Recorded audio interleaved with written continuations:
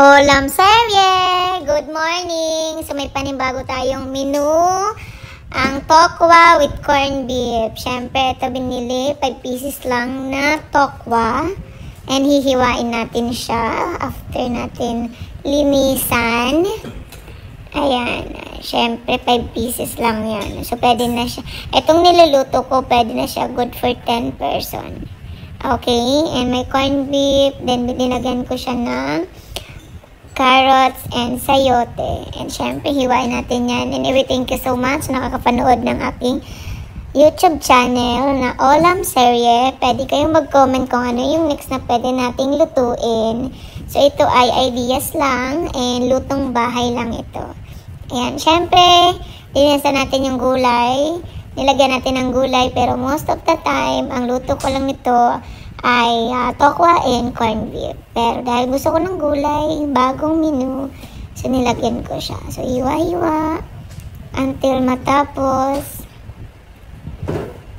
Ayan. And thank you sa mga nag-subscribe and nagko-comment and nag-share ng aking YouTube channel. Huwag kalimutan mag-subscribe sa mga bagong panood sa channel ko. Ayan. And syempre, kunin natin yung kawa at oil galing sa palengke. Kunti lang. And prituhin na natin yung tokwa. Ayan. And ubusin natin yan prituhin. Unang step, prituhin ang tokwa. And kapag naging brown-brown na siya, alisin na natin siya. Ayan. Alisin na natin. At pati yun, alisin natin yung oil. And salang yung next. And syempre, hihiwain natin yung tokwa. Hiwain natin ng square or kung anong gusto mong hiwa. Pero ang masarap dito sa corned beef, maliliit lang talaga yung hiwa ng tokwa. And syempre, ayan. Brown na ulit yung salang kong next. So, pwede na natin ulit kunin. And tapos na tayo mag-slice. Ayan, natutong kasi nakalimutan ko. And syempre, salang natin yung last 4.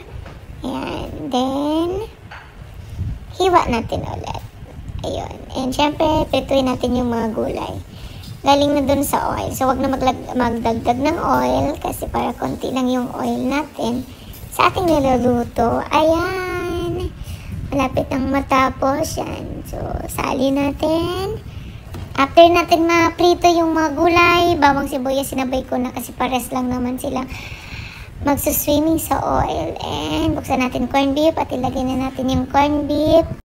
Ayan, hanggang sa ating prituhin. Ayan, prituhin muna natin. Then, lagyan natin ng mga pang-sarsayan, sarsa, paminta, kunting toyo, then oyster sauce, at ketchup. Ayan, so para masarap may ketchup. So, ilagay na natin ng tokwa, halu-haluin hanggang sa mahilo. Ayan, next, lagyan ng konting tubig. And after that, malapit na, ilagay na natin yung gulay. Then, haluin hanggang mahilo. At yun na, tapos na. Thank you for watching.